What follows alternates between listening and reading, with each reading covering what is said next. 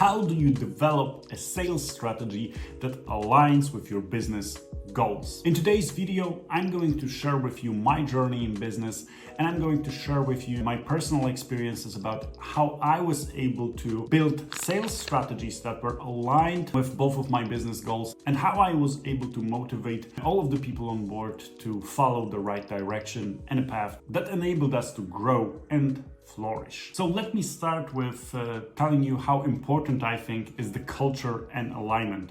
I believe in transparency in business, and I believe in the fact that if you share your doubts, if you share your challenges, or if you share your vision with people, you are able to actually build quality relationship with your employees, and you're actually able to build something that lasts and that matters. And if you are able to convince people to go into a right direction, and you will be transparent about how do you plan to do this, or how you need their help with going into the right direction, because there are some unknowns that you together need to figure out, you have a recipe for success. So I believe that if you are transparent with your team and you will build the right organizational culture, they will follow you, and you will be surprised by how much help you can get even from the most junior of your employees. And the importance of alignment is also crucial. So you shouldn't only share your vision with one of the teams in your business. So you shouldn't only tell salespeople that they need to sell more because of the XYZ goals. I think the whole organization, ranging from marketing, HR, development teams, or any other teams that you have on board, should be aligned around a certain goal that you have in mind. And this goal should be pretty transparently and proactively communicated to everyone. So the goals that you are defining in your organization should be SMART. S-M-A-R-T. S stands for specific. So you should target a particular area for improvement. M is super important, and it stands for measurable. So you should have a clear indicator if you are actually making a progress. A stands for achievable. So the goal should be attainable and not impossible to achieve. R stands for relevant. So the goal should matter to business and also be in correlation to other goals if you have them. And T stands for time bound. So you should have a deadline to achieve a certain goal. And why do you actually need to have those goals? If you've ever set goals for yourself personally, then you probably know that as you write them down and as you take even small actions towards them, miraculously everything is materializing around you and coming to place. And this is super amazing, not only in personal development, but also in business. So if you set those goals and if you plan your actions around those goals, there is a psychological aspect actually that not only you are achieving them, but also people are motivated because they have their purpose. So this is super important from a psychological point of view, at least in my opinion. But the another super important aspect of goals is that they serve you as a compass for sales strategy, for marketing strategy, and for making decisions. So you don't have to be anxious, or you don't have to be stressed out around making certain decisions. If you know what is the direction that you are heading, you can always figure this out, either by yourself or preferably with your employees and your teammates. So we have established our culture, we have set our goals, we know that we are motivated to realize and to fulfill those goals. What is the next step?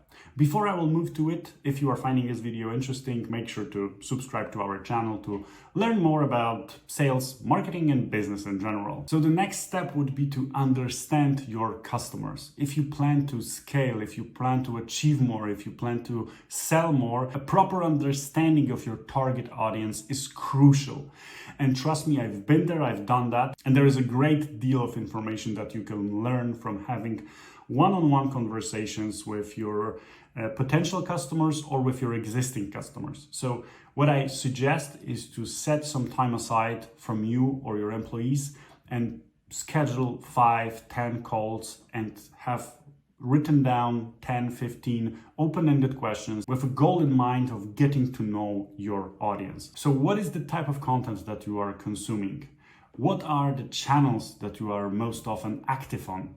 who are the people that you look up to in your business activities, in your day-to-day activities, and so on and so forth.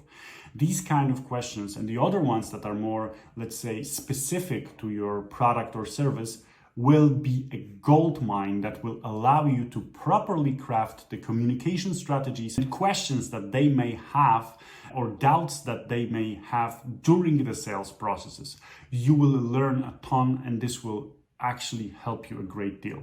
And trust me, I've been there, I've done that, and one of the most important things that I have learned from those conversations is that I should be creating more videos or start to create videos. And why? Because majority of my target audience, as I found out, was interested in consuming video content. I'm personally more of a reader, so I'm reading articles, reading books, tons of books, and so on and so forth. So for me, and this might sound totally bizarre to you, but video was not that much of an interesting of a medium.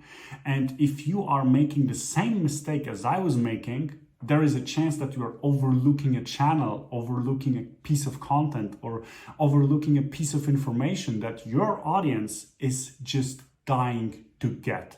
And if you will be the one that will serve them this piece of information, or you will serve it through the channel that they are interested in, there is a significant chance that you will be ahead of your competition, or you will be just the first one. And this may result in some super interesting results. After you will understand your customers, there is a time to craft your value proposition. Value proposition is the way that your product or service is addressing your customers' needs. Let me give you a few examples. Salesforce value proposition is that Salesforce is a customer success platform. Slack's value proposition is be more productive at work with less effort. HubSpot value proposition is grow better. So you can understand value proposition as a capsule that help you navigate your messaging, that will help you navigate your narrative that you are building in your marketing and sales in order to serve your customers better. Now I'm going to move to strategic planning, but don't be afraid, it doesn't have to be as complex as it sounds. Just a reminder, if the video is interesting for you, to subscribe to our channel. Strategic planning sounds fancy, but it doesn't have to be fancy. You have defined your goals, you know your audience, and you have defined the value proposition. The only thing that you need to do now is that you need to put all of the pieces of the puzzles together in order to craft a compelling story that you will tell with your marketing efforts, social media posts, lead magnets that you will create, emails that you will write, and graphics that you will create. Everything will be aligned around things that you have already figured out, right? What is super important here and what have served me very well in the past in both of my businesses is the departmental collaboration. So you should facilitate communication between the departments so that, for example, salespeople, once they learn something new on the calls, they should transfer this knowledge to marketing department. Marketing department then can create a content that is relevant to what salespeople are hearing on the sales calls, and so on and so forth. So this way you are creating a well-oiled and working machine that is taking the information, processing the information, creating content, getting more people interested in your messaging, in your product, in your service, identifying more problems, creating a piece of content that will serve those problems, that will address those issues, and so on and so forth. So the collaboration between different elements of the organization is super important. Same goes for HR.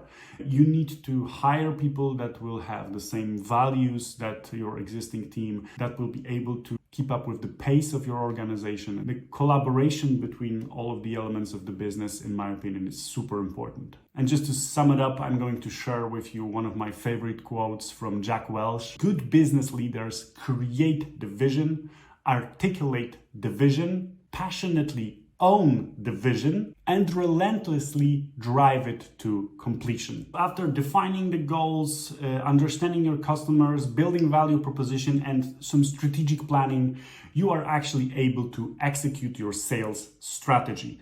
And in order to properly do that, you need to have a sit down with a sales team and discuss with them how all of those requirements, all of those things that you have put in place translate to the sales efforts. Explain it to them, tell them what is that you're planning to do, motivate them, tell them that you will figure the unknowns together, that they shouldn't be afraid about new things that you are planning to do or new niches that you are planning to address, for example. Make sure to advocate, to lead and inspire, and also make sure that they have support in you personally, that they can come to you when they have challenge or problem, and that you will facilitate them with the knowledge and everything that they need. If there is some competence that they are lacking, make sure to organize a training. If there is something that you need to give them in order to make their lives easier or improve how they are performing, like for example a CRM system or some sort of an automation tool or a sales assistant, make sure to at least partially try to address those needs in order to improve their efficiency. In order to ensure success, make sure to create key performance indicators that will correlate with the goals that you have set up for the whole organization and follow the same structure. So make sure that they are specific, make sure that they are measurable, and regularly check out these reports, and if necessary, align. So if there is a goal of XYZ new consultations that you have desired a month ago and you have fulfilled 20% of them, there is probably a good chance that you have set the bar too high. You need to reevaluate, reiterate, and mold certain elements of the sales efforts as you guys progress towards your goals. And just to summarize the whole thing that I have shared with you today, I have a couple of tips that I would love people to share with me years ago when I started in business. First one is that don't give up and don't get discouraged. Business is complex and it changes super rapidly, especially nowadays with all of the new tools, AIs, and things that are coming to play when it comes to building a good marketing machine. Don't get discouraged and just remember that you have your goals and that you can always reiterate, you can always replan or do something else. The fear that we have in ourselves is sometimes the biggest obstacle on our way. So don't get discouraged, just keep on doing what you are doing. Second thing that I would like to share with you is no matter what is happening in your business, and this is coming from Ray Dalio, face the brutal realities. So pretending that it's not happening is the worst thing that you can do. But facing the brutal reality will inevitably bring you to an idea or a creative approach to a problem that you are facing or to the issue that you are having. But ignoring the issue and ignoring the problem will not get you anywhere. So my biggest piece of advice is to face the brutal realities and ask your employees, ask your team, and ask your fellow entrepreneurs, ask your friends, ask your family for help.